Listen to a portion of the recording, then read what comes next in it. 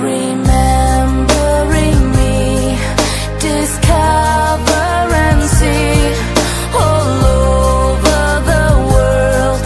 She's known as a girl to those who are free.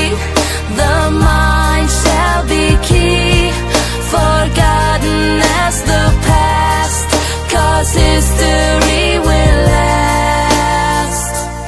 God is a girl wherever you are. Do you believe it? Can you receive it? God is a girl, whatever you say. Do you believe it?